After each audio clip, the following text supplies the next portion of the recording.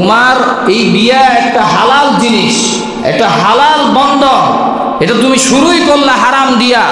এই বিয়া কখনো ঠিক থাকতে পারে না, এই বিয়া কখনো জান্নাতি বন্ধন হইতে পারে না। এই বিয়া কয়েকদিন পরেই স্বামী লাথি দিয়া বউকে তালাক দিবে। জোরে বলেন ঠিক না বেঠিক?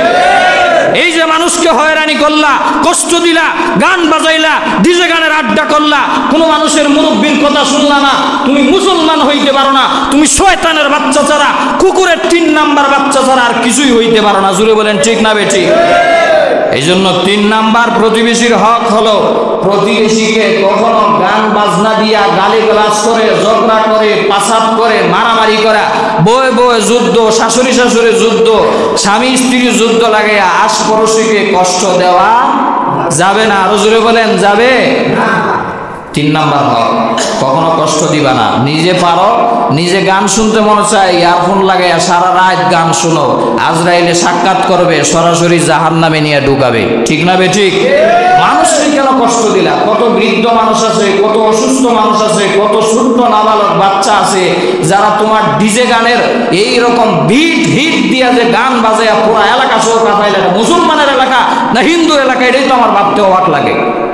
গায়ে হলুদের অনুষ্ঠানে নাচানাচি হয়, এটা মুসলমানের ঐতিহ্য না, এটা হিন্দুদের ধর্ম, হিন্দুদের সনাতন ধর্মের এটা হলো তাদের রীতিনীতি। তারা গান বাজনা করবে, হই হুল্লোড় করবে, গায়ে হলুদ করবে, হেন তেন বহুত কিছু করবে। বিয়ের অনুষ্ঠানে মুসলমান, তুমি যদি তোমার অনুষ্ঠান পালন করতেই চাও তাহলে নফল নামাজে দাঁড়ায় যাও, কোরআন তেলাওয়াতের অভ্যাস করো, কোরআন তেলাওয়াত করাও হাফেজদেরকে নিয়ে, তাহলে এই বিয়াতে বরকত ঢুকায় দিবে কে? আরো জোরে বলেন কে?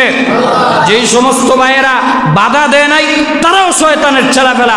মুসলমানের সন্তান হইয়া নামাজ পড়া দাড়ি রাইকা প্রতিবেশী গান বাজাইলো, তুমি যদি বাধা না দাও তুমিও তার মতো শয়তানের ছেলেপেলা ছাড়া আর কিছুই নয়। এজন্য পরিষ্কার বাধায় বলতে চাই, যুবক ভাই যারা আছো অ্যালার্ট থাকবা। সামনে থেকে কোনো মুসলমান কোনো ছেলের অনুষ্ঠানে, মেয়ের অনুষ্ঠানে গান বাদ্য যদি বাজায় তারে জুতা পিটা করবা মসজিদের সামনে। কারা কারা রাজি আছো 2 হাত উঁচু করে দেখায় দাও।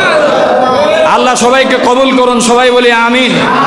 ওয়াদাবদ্ধ হয়েছেন, ওয়াদা ঠিক রাখবেন। আল্লাহর পরে ওই সব ওয়াদা করা, আর ওয়াদা যদি খেলাফ করেন তাহলে আপনি মুনাফিক।